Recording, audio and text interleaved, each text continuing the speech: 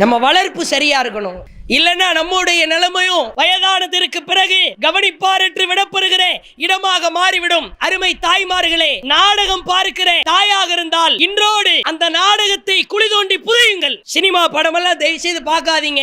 இந்த காலகட்டம் ரொம்ப டேஞ்சரான காலகட்டம். நாம் சரியாக இருந்தால் நம்முடைய பிள்ளைகள் சரியாக வளரும். இதை கவனத்திலே வைத்து இளைஞர்கள், பெற்றோர்கள், இளைஞர்களாக மாற இருக்கிற வருங்கால தலைமுறையினர் அத்துணை நபர்களுக்கும் நாம் சொல்லித் தருகிற செய்தி, நாளைக்கு மறுமையில ஒருத்தன் அல்லாஹ் சொர்க்கத்துக்கு அனுப்பிச்சிருவான். அவனுக்கு எப்படி சொர்க்கத்துக்கு வந்தோம்னே தெரியாது. உடனே அல்லாஹ் ஒரு மலக்கு அனுப்பி, என்னடா நீ எப்படி சொர்க்கத்துக்கு வந்தன்னு தெரியலையா, டவுட்டா இருக்குதா? ஆமா, நான் பெருசா சொர்க்கத்துக்கு வர்ற அளவுக்கு அமல் செய்யல. அந்த மலக்கு சொல்வார், இஸ்திக்ஃபாரி வலதிக்கலக், உனக்கு அல்லாஹ் புள்ள பாக்கியத்தை கொடுத்தான்ல, அந்த புள்ள நீ மரணித்த பிறகும் கூட நீ பெற்றெடுத்த பிள்ளை மரணிக்கிற வரைக்கும் யா அல்லாஹ் என் தாயை சொர்க்கத்திற்கு அனுப்பு, என் தந்தை பாவத்தை மன்னித்து விடு, என் தந்தைக்கு சொர்க்கத்தை கொடுன்னு ஒவ்வொரு நாளும் கேட்டான். அதனால உன் புள்ள செஞ்ச துஆவுனால நீ சொர்க்கத்துக்கு வந்திருக்கிற. கண்ணியத்திற்குரிய எல்லாம் வல்ல ஏக இறைவனின் அடியார்கள்ல, அல்லாஹ் ரப்புல் ஆலமீன் மனிதர்களுக்கு ஏராளமான பருவ நிலைகளை வழங்கியிருக்கிறான். குழந்தை பருவம், இளமை பருவம், குடும்ப சூழலில் வாழ்ந்து கொண்டிருக்கிற பெற்றோர், தாய், தந்தை என்று சொல்லுகிற பருவம், அதையும் தாண்டி இறுதி கட்டமாக முதுமை பருவம். இதில் உலக அளவில் பெரும்பகுதியான மனிதர்கள் சாதனைக்குரிய பலதரப்பட்ட உயர்தரமான காரியங்களில் ஈடுபடுகிற, சாதனையின் உச்சத்திற்கு இழுத்துச் செல்கிற, உத்வேகத்தை அளிக்கிற ஒரு பருவம் தான் இந்த இளமை பருவம். முழுக்க முழுக்க இளைஞர்கள் குறித்து பேசப்படுவதாக இருந்தாலும் வருங்கால இளைஞர்களாக மாறக்கூடியவர்கள் இந்த சபையில் அதிகமானோர் இருக்கிறார்கள். ஆண்களாக இருந்தாலும் சரி, பெண்களாக இருந்தாலும் சரி. அது குறித்தும் நாம் பேச கடமைப்பட்டிருக்கிறோம். அடிப்படையாக ஒவ்வொரு பெற்றோரும் தங்களுடைய உள்ளங்களில் ஆழ பதிய வைக்க வேண்டிய திருமறை குர்ஆனின் வசனம். அல்லாஹ் ரப்புல் ஆலமீன் இந்த பிள்ளைகள் குறித்து ஒவ்வொருவரும் கவனத்திலே வைக்க வேண்டிய அம்சமாக இறைவன் குறிப்பிடுகிறான். பிள்ளைகள் என்று சொன்னால் யார்? அவர்கள் எப்படிப்பட்டவர்கள்?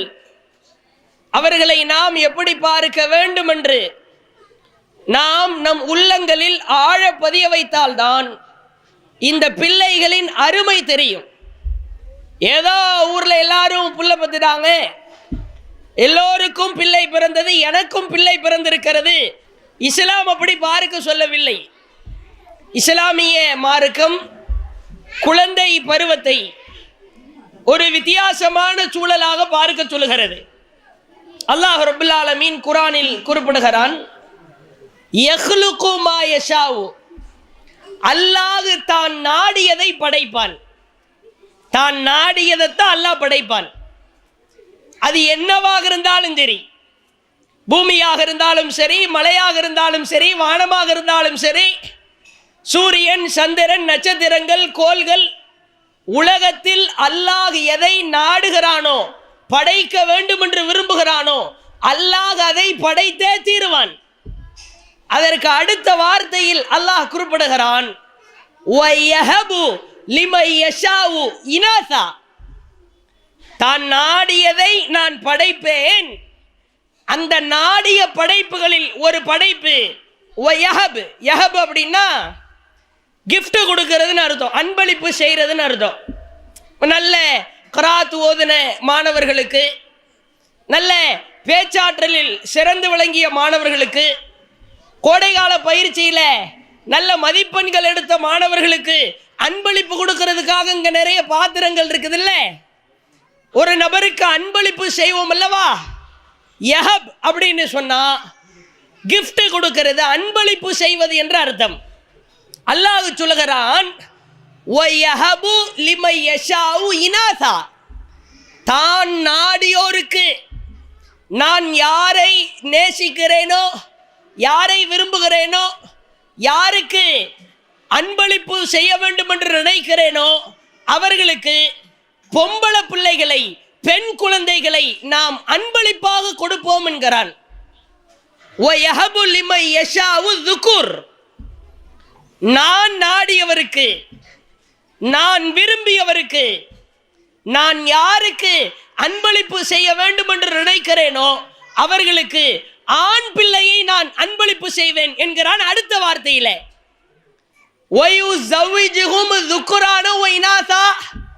ஒருவேளை நான் அன்பளிப்பு செய்யணும்னு நினைச்சிட்டா ஆம்பளை பிள்ளையும் கொடுப்பேன், பொம்பளை பிள்ளையும் கொடுப்பேன்.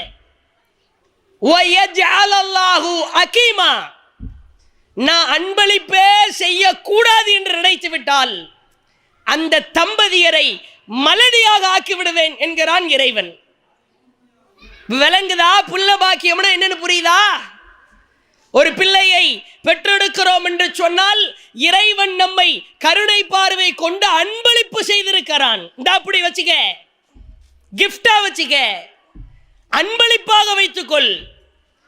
ஒவ்வொரு ஆண் பிள்ளையும் அன்பளிப்பு, ஒவ்வொரு பெண் குழந்தைகளும் அன்பளிப்பு. அல்லாஹுவின் கருணை பார்வை நம்மீது பொழியப்பட்டிருக்கிறது. அதனால ஆம்பளை பிள்ளை. கருணை பார்வை பொழியப்பட்டிருக்கிறது பெண் குழந்தை. கருணை பார்வை பொழியப்பட்டிருக்கிறது ஆண் பெண். ஏதோ அல்லாஹ் நமக்கு புள்ள பாக்கியத்தை கொடுக்க கூடாதுன்னு முடிவு செய்து விட்டால் எத்துணை லட்சத்தை செலவு செய்தாலும், எத்துணை கோடியை செலவு செய்தாலும் எந்த கொம்பனாலையும் கொடுக்க முடியாது. கல்யாணம் ஆன பிறகு தம்பதியினரிடத்தில் கேட்பார்கள், என்ன எதுவும் விசேஷமா? அது வயசான அந்த மூதாட்டிய அம்மாமார்களை எடுத்துக்கிட்டா, நான் வயிற்றுல எதுவும் புழுப்பூச்சி உண்டாயிருக்கா? புழுப்பூச்சியா பத்து எடுத்து தூக்கி கொடுக்க போறாங்க, அப்படியா பிள்ளைகள் உண்டாயிருக்கான்னு கேட்பாங்க. இல்லைன்னா அதுவே ஒரு பெரிய மன உளைச்சல். 2 வருடம் 3 வருடம் 4 வருடம் 5 வருட காலம் ஆகிவிட்டது என்று சொன்னால் திருமணமாகி செல்கிற இடங்களில் எல்லாம் கேட்பார்கள். ஒரு 10 வருடத்திற்கு பிறகு ஒரு 50% மக்களின் உள்ளத்துல பதிவாயிரும், ஆளு ஒன்றும் வேலைக்காக மாட்டான், ஏதோ ஒரு குறை இருக்குது, மருத்துவமனையில் அனுமதிக்க வேண்டியது இருக்கிறது, அல்லது பிள்ளை பாக்கியம் என்ற அந்த பாக்கியத்தை இவள் இழந்து விட்டாள் என்ற ஒரு மாய தோற்றமெல்லாம் விரிக்கப்பட்டு மன உளைச்சலுக்கு ஆளாவார்களே. அவர்களிடத்திலே பேசி பாருங்கள், அவர்கள் படுகிற சிரமம், வேதனை, கஷ்டம், சோதனை ஈட்டியால் நெஞ்சை பிளக்கிற அளவிற்கு அப்படி மன உளைச்சல் எல்லாம் தாங்கவே முடியாது. அவங்க இடத்திலிருந்து நம்ம பார்த்தா தான் தெரியும் நம்ம கையில் இருக்கிற புள்ள அல்லாஹ் நமக்கு வழங்கி இருக்கிற அன்பளிப்புன்னு. எப்போதுமே இல்லாத ஒருவருக்கு தான் அதனுடைய அருமை தெரியும். இருக்கிறவங்களுக்கெல்லாம் சொல்லுவாங்கல்ல, நெல்லலின் அருமை அதை வீட்டு வாசலில் அடிக்கிற, மர ஓரத்தில் அடிக்கிற நிழலின் அருமை வெயிலுக்கு சென்றால் தான் தெரியும். செருப்பு அருமை நல்ல தார் ரோட்ல 1 மணி நேரம் நடந்து கால் பாதத்தை தேய விட்டா தான் தெரியும். உண்மையாகவே அல்லாஹ் நமக்கு பிள்ளை பாக்கியத்தை வழங்கியிருக்கிறான் என்று சொன்னால் அன்பளிப்பு கொடுத்திருக்கிறான்னு அர்த்தம். இந்த அன்பளிப்பை வேஸ்ட் பண்ணலாமா? வீண்வரையும் செய்யலாமா? இன்றைய கால பிள்ளைகளின் வளர்ப்பை பாருங்கள், இளைஞர்களின் கலாச்சாரத்தை பாருங்கள். ஒரு இளமை பருவம், டீனேஜ், ஒரு 13 வயசிலிருந்து 19, 20, 25, 30 திருமணம் ஆகி ஒரு சில குறிப்பிட்ட வருடம் வரைக்கும் அப்படி இளமையில தான் மிதப்பாரு. பெரிய நகர்ப்புற பகுதிகளில் எல்லாம் போய் பார்த்தீங்கன்னா அதுக்கிட்டே ஒரு பெரிய லிஸ்டே இருக்குது. தலைமுடிக்கு மாத்திரம் பல கட்டிங் வகைகள் அப்படியே குச்சி குச்சியா நிற்கும். கேடா ஸ்பைக்கு கட்டிங் அப்படிமா, நாய் சுரண்டி விட்ட மாதிரி இருக்கு, இதுக்கு பேர் என்னடா ஸ்பைக்கு? தலைமுடியிலேயே அப்படி ஒன் சைடா வெட்டி எடுத்து பாக்ஸ் மாதிரி வெட்டிட்டு வருவாங்க. கேட்டா பாக்ஸ் கட்டிங் அப்படின்றான். 1 சைடு கட்டிங், 2 சைடு கட்டிங். நாங்களாம் ஆம்பளைட்ல தான் 1 சைடு 2 சைடுலாம் கேள்விப்பட்டிருக்கிறோம். உன் மண்டையிலேயே 1 side 2 side. National highways cutting, ஆமாம், உன் மண்டையில் தான் பெரிய பெரிய டிப்பர் லாரியை ஓட்ட போகிறோம். கட்டிங்கெல்லாம் அப்படி வகை இருக்கிறது. Bypass cutting, mushroom cutting, cauliflower cutting, புடலங்காய் கட்டிங், புடலங்கான பெருசா இருக்கும்ல, அது பின்னால அப்படியே நீண்டுகிட்டு போற மாதிரி இருக்கும். பாம்பு புடலங்காய் மாதிரி. எலி கட்டிங்கு, தென்னை மரம் கட்டிங்கு எல்லாம் பொய்க்கு சொல்லல. முடி வெட்டுவதில் அவ்வளவு வெரைட்டி, அவ்வளவு வகைகள் இருக்கிறது. இவன் ஒரு 10 பேரா சேர்ந்து தெரு ஓரத்தில் உட்காந்து ஏதோ சின்சியரா பார்த்துக்கிட்டே இருப்பாங்க. கேட்டா கப்படிக்கிற கூட்டமெல்லாம் பப்ஜி விளையாண்டுக்கிட்டு இருக்கும், அல்லது வேற வேற கேமை வச்சு ஆன்லைன்ல தன்னுடைய நேர பொழுதுபோக்கு அத்துணை மீன் எடுத்து கொண்டிருப்பான். என்னடா இளைஞர்களை பத்தி கழுவி கழுவி ஊத்துறாங்க நினைச்சிடக்கூடாது. நிலவரம் அதுதான். இல்ல ஒண்ணு இல்லைன்னு மறுக்க முடியுமா? தலைமுடி வெள்ளை முடியா வந்திருக்காது, அல்லது இவனுக்கு பிரவுன் முடியே இருக்காது. ஏதோ ஒரு இடத்துல வெள்ளை முடிய பிரவுன் முடிய கலர் அடித்து கொண்டு திரிவான். ஏன் அடிச்சிருக்கிறார்ல சினிமா படத்துல, தலையோ தளபதியோ அங்க மண்டையில ஏதோ காக்கா ஆய் போன மாதிரி தடை விட்டுருப்பாரு வெள்ளை கலர்ல, அதை இவனும் பயன்படுத்துவான். இதுதான் இளைஞர்களின் நிலவரம். இவன் நைட்டு 12-1 மணி வரைக்கும் 10 நபர்கள் 15 நபர்கள் சேர்ந்து யாருடைய வீட்டிலாவது அரட்டை அடித்து விட்டு நல்லா சாப்பிட்டுட்டு காலையில் எழுந்திருப்பா. ஒரு 10 மணிக்கு வணக்க வழிபாடு இருக்காது, ஒழுக்கம் இருக்காது, நாகரிகம் இருக்காது. இஸ்லாமிய பெண்களை எல்லாம் அல்லாஹ் காப்பாத்திட்டான். அல்லாஹ்வுடைய கிருபையினால ஃபர்தா என்ற கேடயம் நம்மை அரவணைத்து காப்பாற்றி இருக்கிறது. போர்க்களத்தில் உயிரை காப்பாற்றுகிற ஒரு கவசத்தை போன்று இந்த ஃபர்தா முஸ்லிம் பெண்களின் மான மரியாதையை, ஒழுக்கத்திற்கு ஒரு கவசமாக, ஒழுக்கத்தை தன் மேனியில் அணிகிற ஆடையாக ஃபர்தா இருக்கிறது. அதில் சில பேர் விரும்புகிறாங்க முஸ்லிம்களில், ஃபர்தா கொஞ்ச நாள் வெளியே போகும்பொழுது கொஞ்சம் ஃபங்க்ஷனில் ஃபர்தாலாம் போடாமல் இருக்கலாமே. ஃபர்தா போடலைன்னா என்ன லட்சணம் தெரியுமா? நகர்ப்புறங்களில் வந்து பார்த்தால் தெரியும். இவனாவது குச்சி குச்சா புடலைங்கா அல்லது வேற பாக்ஸ் கட்டிங்கன்னு மண்டையே சொட்டை போட்டிருப்பான். சின்ன வயசுலேயே பாவம் சொட்டை வந்துருச்சோ நம்ம கவலைப்படுவோம். அவன் ஒரு ஸ்டைலில் முடிவெட்டிருப்பான். இவனாவது ஒரு புறம் இப்படி. ஒரு இளைஞர் பெண்மணியா இருந்தா அவ தலைவிரி கோலமாவே திரிவா. இப்படி பெண்ணாக இருந்தால் இந்த சூழல். உண்மையாகவே இதுதான் உலகத்தில் வாழ்ந்து கொண்டிருக்கிற பெரும்பகுதியான இளைஞர்கள், இளைஞர் பெண்மணிகளுடைய நடவடிக்கையாக இருக்கிறது.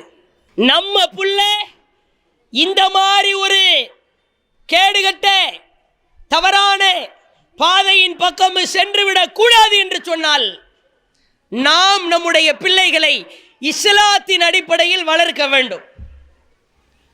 அல்லாஹ் ரப்பல் ஆலமீன் தன்னுடைய தூதர் வழியாக சொல்லி தரும் பொழுது நாளை மறுமையில் சூரியன் தலைக்கு அருகாமையில் வந்து இருக்கும். ஒரு ஜான் மேல பார்த்தா சூரியன். வேறொரு அறிவிப்பில் எப்படி வருதுன்னா, ஒரு குச்சி, இந்த சுருமா குச்சின்னு சொல்லுவாங்க, சுருமான்ற ஒரு கருப்பு மெட்டீரியல் இருக்கும், அதை கண்ணுக்கு போடுறதுக்கு ஒரு குச்சி ஒன்று கொடுப்பாங்க. அந்த குச்சியை தலைக்கு மேலே வச்சா அதுக்கு மேலே சூரியன் இருக்கும். கோடான கோடி மைலிலே இருக்கிற சூரியனுடைய வெப்பத்தை நம்மால் தாங்க முடியவில்லை. தலைக்கு மேல் சூரியன் வந்து இருக்கும் பொழுது மனிதர்கள் வியர்வையால் குளித்துக் கொண்டும் குடித்துக் கொண்டும் இருப்பார்கள். அல்லாஹ் ரப்பல் ஆலமீன் தனது அர்ஷ், தனது சிம்மாசனத்திற்கு கீழாக 7 சாராருக்கு நிழல் தருவான். யுதில்லுஹுமுல்லாஹு ஃபீ தில்லிஹி யௌம லா இல்லா லில்லுஹு. அல்லாஹ்வின் அரிசி நிழல் தவிர நாளை மறுமையில் ஒதுங்குவதற்கு வேறு எந்த நிழலும் இருக்காது. அதுல ஒருத்தர் யார் தெரியுமா? சபஅத்துன், 7 சாரார், 7 கூட்டத்தார். அதுல ஒருத்தர் ஷாபுன், இளைஞர்கள். நஷ, எல்லாரும் அந்த பருவத்தை பெரும்பாலும் ஓரளவு கிராஸ் பண்ணி போறோம். எல்லா இளைஞர்களுக்கும் வாடா ராசா உனக்காத்த காத்துக்கிட்டு இருந்தேன், இந்த அப்படி அரிசி நிழல் அல்ல அப்படி தூக்கி கொடுப்பானா? அதற்கு சில கட்டுப்பாடுகள் இருக்கிறது. ஷாபுன் நஷஅ ஃபீ இபாதத்தி ரப்பி, தன்னுடைய வாழ்க்கையை, தன்னுடைய இளமை பருவத்தை யார் வணக்க வழிபாடுகளில் கழிக்கிறாரோ அவருக்குத்தான் அந்த அற்புதமான அரிசிற்கு கீழாக நிழல் கிடைக்கும் என்றார்கள் அல்லாஹ்வின் தூதரவர்கள். இளமை பருவத்தை நம்முடைய பிள்ளைகளாக இருந்தால், வளரக்கூடிய வார்த்தெடுக்கிற பிள்ளைகளை அந்த இளமை பருவத்தில் நம்முடைய பிள்ளைகளுக்கு அரிசி நிழலை பெற்றுத் தருகிற ஒரு வாய்ப்பை நாம் அமைத்து கொடுக்க வேண்டுமானால் நம்முடைய பிள்ளைகளை மார்க்க அடிப்படையில் இளமை பருவத்தில் வளர்க்க வேண்டும். நீங்களாம் பாருங்க, இளமை பருவத்தில் இருக்கிற பெரும்பகுதியான பிள்ளைகள் ஓரளவு இப்பொழுது மாற்றம் அடைந்திருக்கிறது. ஆனாலும் இன்னும் மாற்றம் தேவை. நல்ல யாருடைய வீட்டிலையாவது ஃப்ரெண்ட்ஸு கூட செட்டு சேர்ந்து நைட்டு 1 மணிக்கு வீட்டுக்கு வருவான். காலையில் சூரிய ஒளி நல்ல முகரக்கட்டைய விழுந்து 9 மணி 10 மணிக்கு அப்படி எழுந்திருச்சு பல்லு விளக்காம ஒரு காப்பி குடிப்பான் பாருங்க. ஃபஜ்ரு கோழி முட்டை. இதில் பல செய்திகள் இருக்கிறது நமக்கு. ஃபஜ்ரு தொழுகைக்கு வராதவங்களை ரசூல்லா வெறுத்தாங்க அப்படின்றது ஒரு பக்கம் இருக்கட்டும். இளைஞன் என்று சொன்னால் வீட்டில் அம்மா தொழுகைக்கு எழுந்திரிச்சு ஓங்கி ஒரு மிதிச்சு ஓடுறா ஃபஜ்ருக்கு அப்படின்னு விரட்டி விடணும். நாம் வளர்க்கிற வளர்ப்பு நம்முடைய பிள்ளைகளுக்கு அரிசி நிழலை பெற்றுத் தரும். அதே மாதிரி பாருங்க, ஒழுக்க விஷயத்தில் இன்னைக்கு பெரும்பகுதியான பிள்ளைகள் ஒரே பெரும்பாலும் அன்றைக்கு என்ன கரண்ட்ல பாடல் இருக்கிறதோ அந்த பாடலுக்கு அடிமையாகிறாங்க போன்ல வச்சு. அன்றைக்கு என்ன சினிமா படத்தின் பாடல் உச்சகட்ட ஃபேமஸாக இருக்கிறதோ, மக்களிடத்தில் அது திரும்ப திரும்ப படிக்கப்படுகிறதோ, அதையே மூழ்கி சினிமா படத்தில் தன்னை லயித்துக் கொள்வதை பார்க்கிறோம். இளைஞர்களே, பெண்களே, பாடல் கேட்பதற்கு ஆசையா? சினிமா பாடலின் மீது அவ்வளவு அலாதி பிரியமா? இதோ அல்லாஹ்வின் தூதருடைய எச்சரிக்கை. அல்லாஹ்வின் தூதர் சொன்னார்கள், லிஐ யம்தலிஅ ஜௌஃபு ரஜுலின் கைஹா கைருன் மின் ஐ யம்தலிஅ ஷஅரா. பாடல் கேட்பதற்கு இனிமையாக இருக்கிறதா? பாடலை கேட்பதற்கு விருப்பமா? ஒரு முஸ்லிம் இளைஞன், ஒரு முஸ்லிம் மனிதர் பாடலில் மூழ்கி கிடந்தால் இதோ அல்லாஹ்வின் தூதர் அவர்களின் எச்சரிக்கையை கேளுங்கள். அல்லாஹ்வின் தூதர் சொன்னார்கள், உங்களின் ஒருவருடைய இதயம் உள்ளம் கவிதையால் நிரம்பியிருப்பதை விட, பாடலால் நிரம்பியிருப்பதை விட, உடலிலே ஒரு காயம் ஏற்பட்டால் அந்த காயத்தில் தண்ணீர் பட்டு அதிலிருந்து சீல் சலம் வடியுமே, அந்த சீலையும் சலத்தை நிரப்புகடா. இந்த பாட்டை விட அந்த சீல் சலம் சிறந்ததுன்னாங்க. புகாரியில் பதிவு செய்யப்பட்டிருக்கிற செய்தி. ஒரு பாட்டு கேட்கறதுக்கு இனிமையா இருக்குதா? உடனே இமேஜின் போயிடணும். நல்ல ஒரு டம்ளர்ல சீலையும் சலத்தையும் வடிச்சு குடிக்கிறதுக்கு நினைப்போமா? கேட்பதற்கு அருவருப்பாக இருக்கலாம். அல்லாஹ்வின் தூதர் அப்படித்தான் சொன்னார்கள். குடிடா பாப்போம். பாட்டு கேட்கணும்னா அவ்வளவு ரசனையா உட்கார்ந்து கேட்கிறான். குரானை ஓதுவதற்கு வலிக்கிறது, குரானை படிப்பதற்கு கசக்கிறது. இந்திய தொலைக்காட்சிகளின் முதல் முறையாக ஒட்டுமொத்த குடும்பமே சேர்ந்துருது. பாரு பாரு வா படம். அம்மா, அத்தா, வயசுக்கு வந்த பொம்பளை பிள்ளை, ஆம்பளை பையன் அனைவரும் சேர்ந்து அல்லாஹ்வின் தூதர் சொன்னார்கள், அல்லைனானி தஸ்னியான் வல்யதானி தஸ்னியான் வர்ரிஜுலானி தஸ்னியான். கண் செய்கிற பாவம் தவறான விஷயத்தை பார்ப்பது, காது செய்கிற பாவம் தவறான விஷயத்தை கேட்பது, கை செய்கிற பாவம் தவறான விஷயத்தை செய்வது என்றார்கள். தப்பானதை பார்த்தா விபச்சாரத்துக்கு நெருங்குறோம்னு அர்த்தம். லா தக்ரபு ஸினா இன்னஹு கான ஃபாகிஷா வஸா சபீலா. விபச்சாரத்துக்கு பக்கத்துல கூட போயிடாத, அது கெட்டது, மானம் கெட்டது, அருவருப்பானது. அல்லாஹ்வின் வார்த்தை. வலா தக்ரபுல் ஃபவாகிஷ். அருவருப்பானதின் அருகில் கூட சென்று விடாதீர்கள். மா லஹர மின்ஹா வமா பத்தன். அது வெளிப்படையா இருந்தாலும் சரி, மறைமுகமாக இருந்தாலும் சரி. அல்லாஹ்வின் கடும் எச்சரிக்கை. சினிமா படத்தில் ஒழுக்கத்தை கற்றுக் கொடுக்கிறானா? தயவு செய்து இளைஞர் சமுதாயமே, தங்களுடைய மொபைல் போன்களில், தொலைக்காட்சி பெட்டிகளில் சினிமா படத்தை பார்ப்பீர்கள் என்று சொன்னால், பாடல்களை ரசிப்பீர்கள் என்று சொன்னால், இஸ்லாத்திற்கும் சினிமா படத்திற்கும் சினிமா பாடலுக்கும் முனை அளவிற்கு கூட சம்பந்தம் கிடையாது. தயவுசெய்து வெளியே வந்துருங்க. இது ஒரு சைடு. அதே மாதிரி சிலர் பாருங்க, தம்மு, சிகரெட்டு, பாக்கு வகைகள், போதை தருகிற பானங்கள், பீர்லாம் குடிக்கலாம், ஹலாலு. இவரே ஃபத்வா கொடுத்துக்குவார். உடம்பு ஏறுறதுக்கு கம்மியாக தான் இதில் போதை இருக்கும். எத்தனை முஸ்லிம் இளைஞர்கள் சாராயத்தில் மூழ்கி கிடக்கிறார்கள் தெரியுமா? எத்தனை முஸ்லிம் இளைஞர்கள் சிகரெட் அப்படியே புகை விடுவான் பாருங்க, வாயில வச்சு மூக்கொலியா புகை விடுவான். கொஞ்ச நேரம் வச்சிருந்தா செத்து போயிடுவான். அப்படி சொல்லட்டி விடுவார். ஒரு போட்டி வேறு நடக்கும். யாரு அதிகமா வாய்க்குள்ள புகையை வச்சு மூக்கொலியா அப்படி ரவுண்டா விடணும். ரவுண்டா அல்ல நாளைக்கு விடுவான்ல நரகத்தில், அப்ப தெரியும். போதை, மதுபானம், சிகரெட், பீடி என்று சொன்னால் அவ்வளவு இனிமையாக இருக்கிறது. அல்லாஹுவின் தூதர் அவர்கள் கடும் எச்சரிக்கையை செய்தார்கள். இளைஞர்களே, மாணவ செல்வங்களே, பீடி குடிக்கிறீர்களா, சிகரெட் அடிக்கிறீர்களா, மது குடிக்கிறீர்களா? இது அல்லாஹ்வின் தூதருடைய எச்சரிக்கை.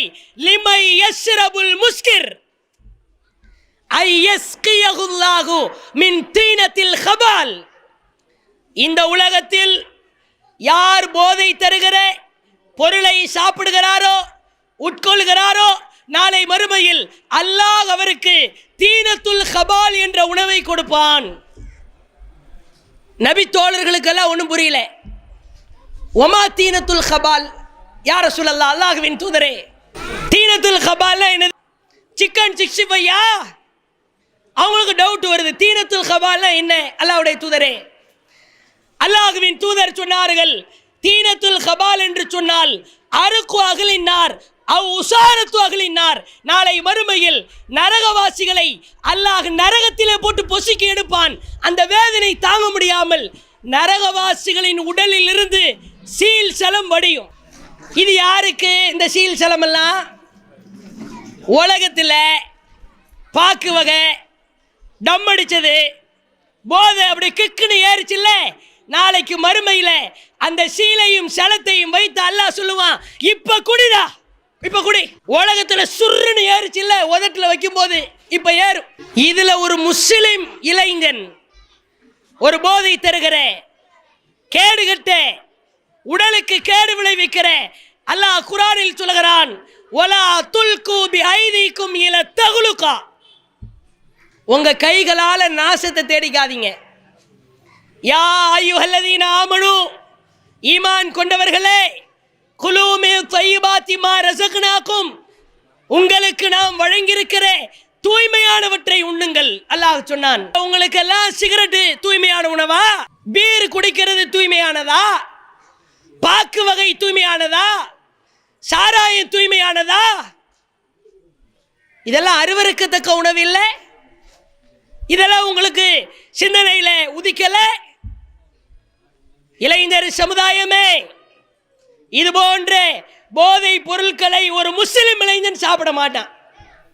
அப்படி சிகரெட்டை வாயில வைக்கும் போது சீல் செலத்தை குடிக்கிறத நினைச்சு பார்த்தா ஒரு முஸ்லிம் சாப்பிடுவானா? அதே மாதிரி ஊர் உலகத்தில் எல்லாமே சுற்றி கொண்டு வருவான் இந்த இளைஞன். ஆனா இவனுக்கு இஸ்லாத்தின் மீது இருக்கிற அந்த ஆர்வம், பற்று, இஸ்லாத்திற்காக பாடுபட வேண்டும் என்ற எண்ணம், இதுவெல்லாம் குறைவா இருக்கும். ஒரு கட்டத்தில் இது இருக்கவே இருக்காது. சுயநல இளைஞனாக வாழ்வான். உண்மையாகவே நாளை மறுமையில் அரிசிற்கு கீழ் நிழல் கிடைக்க வேண்டும் என்றால் நம்முடைய வாழ்க்கை அல்லாஹ்வின் பால் திருப்தி பெற்ற வாழ்க்கையாக இருக்கணும். நமக்கெல்லாம் தெரியும், 70 சஹாபாக்கள், குர்ஆனை மனனம் செய்த குர்ராக்கள், காரி, அன்னைக்கு கரண்ட்ல என்ன குர்ஆன் வசனம் இறங்கி இருக்குதோ அதை மனப்பாடம் செஞ்சிருப்பாங்க. இந்த 70 பேரை பியூர் மௌனான்ற இடத்துக்கு நயவஞ்சக கூட்டம் நம்ப வச்சு ஏமாத்தி கழுத்தறுத்து கூட்டிட்டு போயிடுறாங்க. அந்த இடத்துல வச்சு கொன்னுடுறாங்க. ஒரே ஒரு ஊனமுற்ற நபி தோழர், அவரை மட்டும் விட்டுறாங்க. இதிலே அனஸ் ரலியல்லாஹுடைய தாய் மாமா, அவருக்கு என்ன நடக்குதுன்னு தெரியல. ஹராம் பின் மில்ஹான் என்ற தோழர், முனாஃபிக் ஒருத்தன் முன்னால பேசிக்கிட்டு இருக்கிறான், எனக்கு கத்து தாங்க இஸ்லாத்தை பத்தி. பின்னால ஒவ்வொருத்தனையா கொண்டுகிட்டு இருக்கிறாங்க, இவங்களுக்கு தெரியல. பின்னால் இருக்கிற ஒரு நயவஞ்சகரிடத்தில் பேசிக் கொண்டிருந்த நயவஞ்சகன் அப்படி சைகை செய்கிறான். பின்னால் நின்ற அந்த முனாஃபிக் இந்த ஹராம் பின் மில்ஹான் என்ற காரியை, இந்த இளைஞனை, இந்த தோழரை பெரிய ஈட்டியால் பின்னால் இருந்து குத்துகிறான். ஈட்டி, குத்தப்பட்ட ஈட்டி முன்னால சொருகி வெளியே வருது. அப்படி வெளியே வந்து நிக்குது, ரத்தம் பொல பொலன்னு கொட்டுது. பார்த்துட்டு உடனே வடிகிற ரத்தத்தை கையில் எடுக்கிறாங்க. தன்னுடைய தலையிலையும் தன்னுடைய முகத்திலையும் தடவிக்கிட்டு உடனே கையேந்தி அல்லாஹ்ட்ட சொல்றாங்க, அல்லாஹு அக்பர், அல்லாஹு அக்பர், அல்லாஹு அக்பர். யா அல்லாஹ், நீ மிகப்பெரியவன். ஃபுஸ்து வரப்பில் காபா, காபாவின் அதிபதி மீது சத்தியமிட்டு சொல்லுகிறேன், நான் வெற்றி பெற்று விட்டேன் இறைவா. எதிரி செத்துட்டான். ஈட்டியை வச்சு குத்தி இருக்கிறோம், தோத்துட்டேன்னு தானே சொல்லணும். பொதுவாகவே ஈட்டியை வச்சு சொருகனை என்ன வரணும்? யா அல்லாஹ், தோத்துட்டேன் யா அல்லாஹ், அப்படித்தானே வரணும். யா அல்லாஹ், நான் வெற்றி பெற்று விட்டேன் என்கிறார். எதிரி வெளவெளத்து போயிட்டான். அடுத்து அறிவிக்கிறார், யா அல்லாஹ், வகது லகு அன்ஹும், உன்னை நாங்கள் சந்திப்போம் என்று எங்களுக்கு தெரியும். ஃபரதிய அன்ஹும் அர்தாகும், யா அல்லாஹ், எங்கள் மீது நீ திருப்தியை பொழிந்து விட்டாய் என்று தெரியும். இதனால சொல்றார், நான் வெற்றி பெற்றுட்டேன். நான் ஏன் வெற்றி பெற்றுட்டேன் தெரியுமா? யா அல்லாஹ், என்னை, எங்களை, எங்கள் கூட்டத்தாரை நீ பொறிந்து கொண்டாய் யா அல்லாஹ். இப்படி இருக்கணும் ஒரு இளைஞர் வாழ்க்கை. குர்ஆனுக்காக தன் உயிரை தியாகம் செய்துவிட்டு இறைவா வெற்றி பெற்று விட்டேன் என்கிறார். இளைஞர்களே, இளைஞர்களே, சமூகத்திலே அல்லாஹ்வின் தூதரை அவர்கள் காட்டித்தராத, அல்லாஹ் காட்டித்தராத வரதட்சணை என்ற வன்கொடுமை நடக்கிறதே, அதிலே நீங்கள் காட்டிய எதிர்ப்பு என்ன? நம்ம சமுதாயத்தில் வட்டி வாங்குறாங்களே, உங்க எதிர்ப்பு என்ன? தர்கா, தாயத்து, தகடு, அவுலியா என்ற பெயரால் அல்லாஹுவின் தூதர் அவர்களை திட்டிய காரணத்தினால், இஸ்லாத்தை தவறாக பேசிய காரணத்தினால் 2 இளைஞர்கள் கொந்தளிக்கிறார்கள். நம்ம பகுதியில் இஸ்லாத்திற்கு மாற்றமா ஏதாவது ஒரு காரியம் நடந்துச்சு, நான் சும்மா விட மாட்டேன்னு ஒரு இளைஞன் கொந்தளிக்கணும். இதுதான் நீங்கள் இஸ்லாத்தின் மீது காட்டுகிற பங்களிப்பு. இதைத்தான் எம் ஜமாத் அல்லாஹுவின் திருப்திக்காக செய்து கொண்டிருக்கிறது. உங்களால் தனியாக செய்ய முடியலையா? இங்க வாங்க, சேர்ந்து செய்யலாம். வரதட்சணைக்கு எதிராக, வட்டிக்கு எதிராக, தர்காவிற்கு எதிராக, மூட நம்பிக்கைக்கு எதிராக நாம் செய்கிற பிரச்சாரம். தயவு செய்து இளைஞர்களே, உங்கள் வாழ்க்கையை வீணடித்து விடாதீர்கள். இந்த இளைஞர்கள் எல்லாம் 18 வயசுல என் புள்ள பத்திரமாத்து தங்கமா வளரணும்னா ஒரு காலம் நடக்காது. சின்ன வயசுல இருந்து வளர்க்கும் போதே அப்படி வளர்க்கணும். இப்போ பாருங்க, சின்ன சின்ன பிள்ளைகள் பெரிய பெரிய சூறாக்கள், பயான்கள், துவாக்கள் என்று சொல்லி முக்கியமான சில விஷயங்களை செய்தார்கள் அல்லவா? இப்ப நாம 5 வயதில், 4 வயதில், 8 வயதில் எதை விதைக்கிறோமோ அதைத்தான் நாளைக்கு அறுவடை செய்வோம். இப்ப அம்மையத்தை சாலும்னு சூறாவை விதைச்சிங்கன்னா நாளைக்கு அப்போ அதை அறுவடை செய்வீங்க. அதே அம்மையத்தை சாலும் தொடரும். இப்போ ஆலுமா டோலுமாவை விதைச்சிங்கன்னா நாளைக்கு அதை தான் அறுவடை செய்வோம். இன்னைக்கெல்லாம் பாருங்க, இங்க இருக்கிற வந்திருக்கிற பிள்ளைகள்கிட்ட எத்தனை பேர் Pogo channel, cartoon channel, Chhota Bheem, Krishna Bheem பார்ப்பீங்கன்னு கையை வச சொன்னால் 90% கை வயசும். நம்ம என்ன நினைக்கிறோம்? டார்ச்சர் இருக்கக்கூடாது, இல்லை டீல் பேசிக்குவாங்க 2 பேரும். நான் நாடகம் பார்க்கும்போது நீ கொடுத்துடணும் சரியா? சரி. நீ பார்க்கும்போது நான் டிஸ்டர்ப் பண்ண மாட்டேன் சரியா? ஓகே. பெரிய ரொம்ப பாகிஸ்தானுக்கும் இந்தியாவுக்கும் நடக்கிற ஒரு எல்லை ஒப்பந்த டீலிங்கு. நம்ம அம்மாமார்களை பாருங்க, அப்படியே நாடகம் அடுக்கும், அது சுவாரஸ்யமாக ஓடும். அதுக்கு விழாவரம் நடத்துவாங்க. சில பேர் பாருங்க, ஒரு நாள் வாணி ராணி கண்டினியூவாக பார்த்துட்டு இருந்தவங்க ஒரு நாள் பார்த்துருக்க மாட்டாங்க. வாணி ராணி வாணி ராணின்னு மண்டையை பித்து பிடிச்சி திரிகிற மாதிரி என்ன போட்டிருப்பான் என்ன போட்டிருப்பான். இந்த முசீபத்தெல்லாம் தேவையா? ஒரு சைடு கார்ட்டூன் சேனல்களை போட்டுவிட்டு என்னத்தை கொடுங்க, சோறை கொடுங்க, மண்ணு கல் எதை தட்டுக்கு முன்னால் போட்டு வச்சாலும் பரவாயில்ல. என்ன டேஸ்டாக இருந்துச்சு இன்னைக்கு, மண்ணு கல்லை சாப்பிட்டாலும். மருத்துவ உலகம் சொல்லுகிறது, அறிவியல் உலகம், 5 வயதிற்கு உட்பட்ட பிள்ளைகளிடத்தில் தயவு செய்து மொபைல் போனை காட்டாதீர்கள், கொடுக்காதீர்கள். 5 வயசுக்கு உள்ள இருக்கிற பிள்ளைங்கள்ட்ட மொபைல் போனை கொடுத்து என் புள்ள லாக் எடுத்துடுறான் அப்படி இப்படின்னு பெருமையில் பீத்தினா, அங்கே சொல்லப்படுகிறது ஆய்வறிக்கை, 5 வயதிற்குள்ளாக வளர்ச்சி எடுக்கிற அந்த மூளையின் வளர்ச்சி குன்று விடுகிறது. மூளை வளர்ச்சி இருக்காது. இப்படிதான் ஒரு இடத்துல ஒருத்தர் இப்படியே கார்ட்டூன் சேனலாக பார்த்துக்கிட்டு இருக்கான் பையன். நைட்டு ஒரு 2 மணி இருந்திருக்கும். அம்மாவை எழுப்பியிருக்கிறோம். அம்மா உச்சா வருதுமான்னு. அம்மா அடித்து விரட்டுறாங்க, போடா தூக்கமாக வருதுறான்னு. அம்மா அர்ஜென்ட்டாக வருதுமா, டேய் இப்போ போறியா, அடித்து விரட்டவா அம்மா சொல்லியிருக்காங்க. சரி நீ இவனே போயிட்டு யூரின் போயிட்டு வந்து தூங்குறதுக்கு வரும்பொழுது அம்மாட்ட ஒரு டவுட் கேட்டிருக்கிறார். அம்மா ஒரு சந்தேகம் வருதுமா, ஒழுங்காக வாயை மூடிட்டு தூங்கு, தோலை ஒரு சொங்க விட்டுருவேன், எதா இருந்தாலும் காலையில் பார்த்துக்கலாம், இல்லை இப்போவே சொல்லுங்க அர்ஜென்ட்டு. சரி என்னடா சொல்லி தொல்லடா. அம்மா தூக்கத்திலே கேட்டிருக்கிறாங்க. இல்லைம்மா நான் யூரின் உச்சா போனேன்ல. ஆமாம் போனேன், சொல்லி தொல்லடா. போனா அதாவது பாத்ரூம் கதவை ஓப்பன் பண்ணா ஆட்டோமேட்டிக்காக லைட் எரியுதுமா, க்ளோஸ் பண்ணா ஆட்டோமேட்டிக்காக லைட் ஆஃப் ஆயிருதுமா அப்படின்னோன்னு அம்மா பதறி துடிச்சு எணிச்சு மண்டையில் 2 கொட்டு வச்சு மூதைவது பாத்ரூம் இல்லைடா ஃப்ரிட்ஜ் அப்படின்னு இருக்கிறா. ஃப்ரிட்ஜில் தானே ஆட்டோமேட்டிக்காக லைட் எரிய ஆட்டோமேட்டிக்காக மூடும். உண்மையிலேயே இது பத்திரிகையில் வந்த செய்தி, நகைச்சுவைக்காக கூட இருக்கலாம்.